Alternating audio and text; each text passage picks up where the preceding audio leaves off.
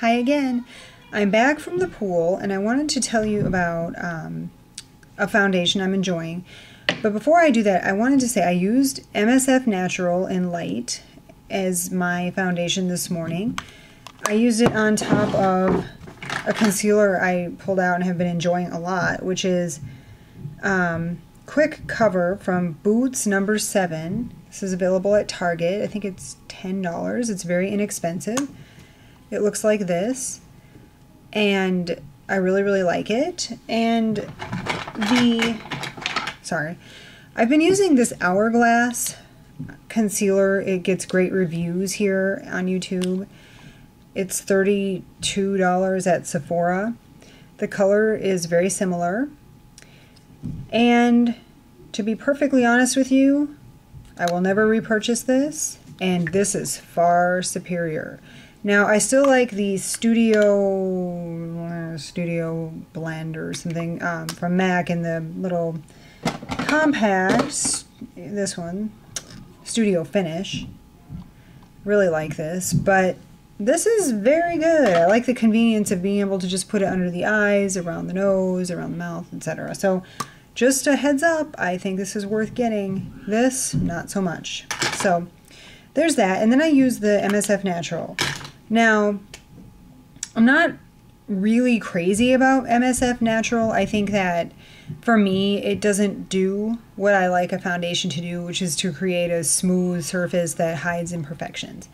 So, I am happily able to tell you that I really think it lasted. That was about 6 hours ago that I did my makeup.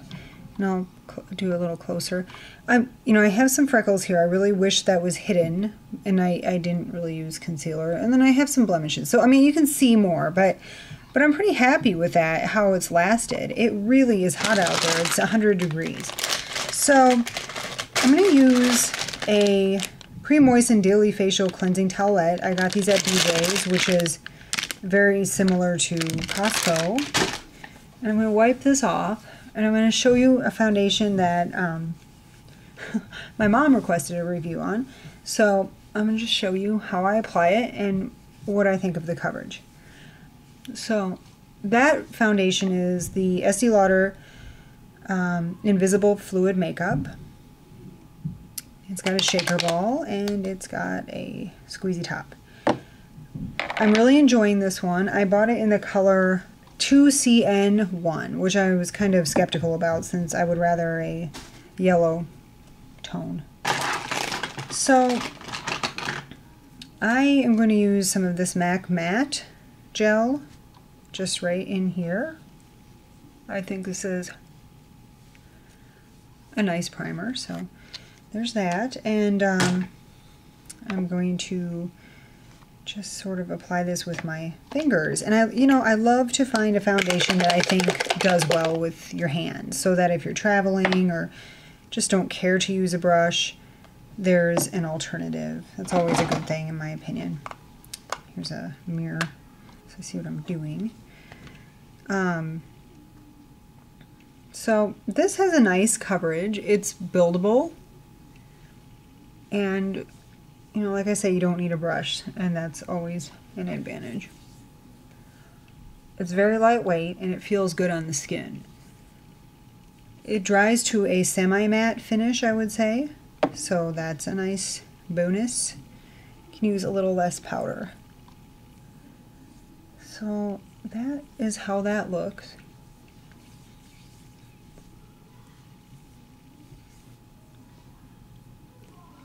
Hopefully you can see. And so that's how I wear that.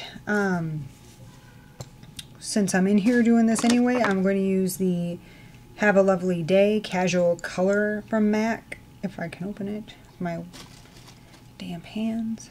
Sorry. I'll use this as a blush.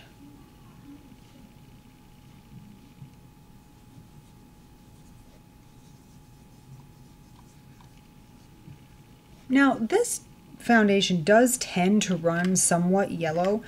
When I was at the MAC counter looking at all the shades, I did notice that it was not, as cool or warm tone as they wanted to let you think it was. So I'm going to use a little NARS powder on top of this. I have the loose powder in the color Flesh. I didn't even bother with concealer. Perhaps I should have, but I don't know. It seems okay. I think I can pass in public.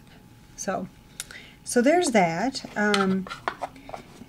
Yeah, I really like this, and it's $35, which in comparison to other foundations, I think is a really reasonable price for a good foundation. There's no SPF, so that's excellent for photography if that's a concern of yours. And yeah, so definitely give this a try. My mom alerted me that there was a Macy's gift, so had to go get it. But here you go. Hope that was helpful. Have a good day. Bye-bye.